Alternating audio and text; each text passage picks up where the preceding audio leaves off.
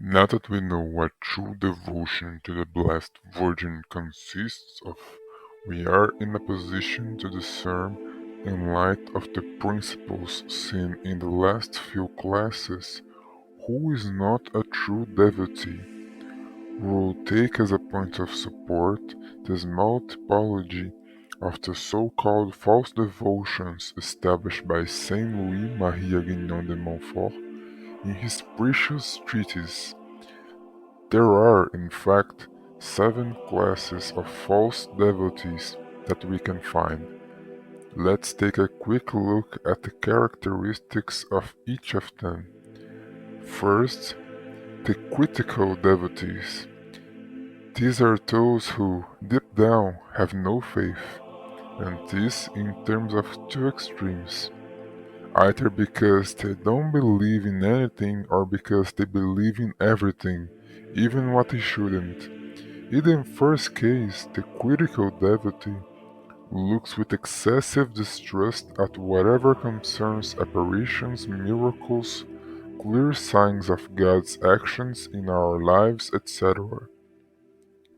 They are faithful who, by so much doubting the miracles and stories narrated in the chronicles of religious orders, can reach the point of denying the power and privileges with which the Lord enriches the Mother himself.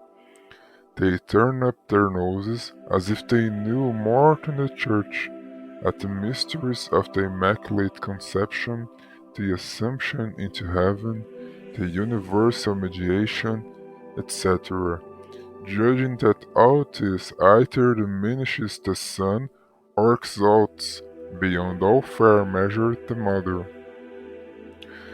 There are, at the other extreme, those who, driven either by vain curiosity or by a certain uncritical and naive mysticism, accept without thinking every new apparition that is made public.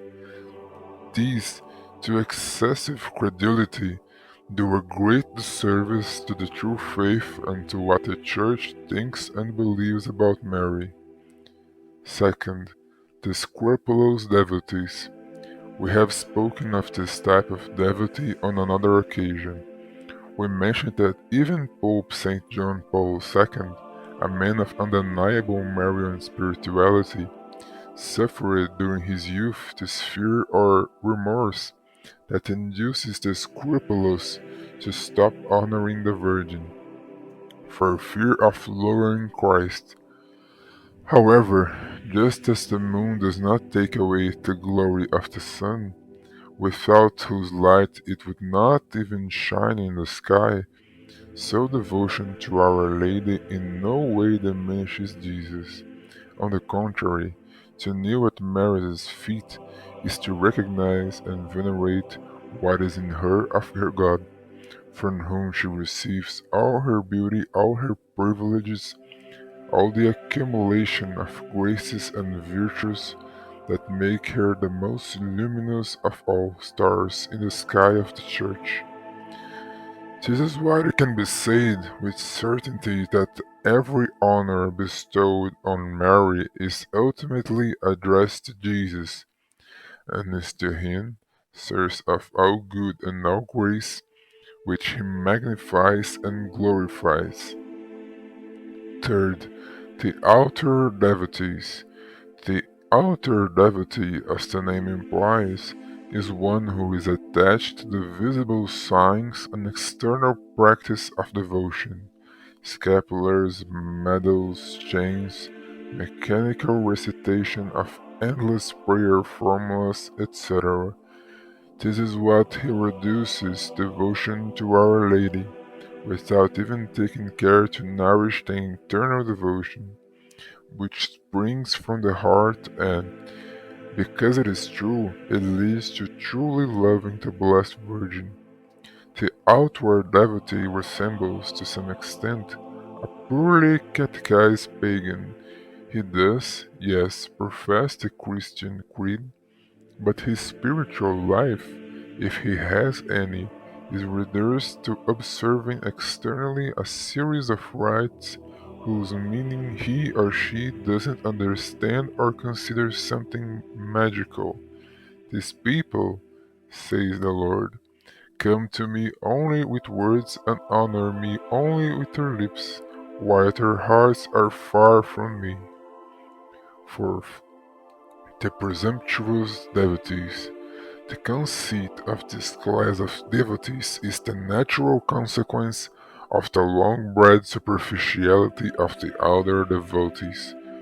Whoever does not have his devotion to Mary well rooted in his heart cares little for his own conversion or for the need to live according to the commandments of the divine law, flaunting his scapular and medals, and presumptuous devotee abuses Our Lady's promises, fully believing that he will be saved by the strength of these amulets to live calm and carefree in his vices and bad behavior.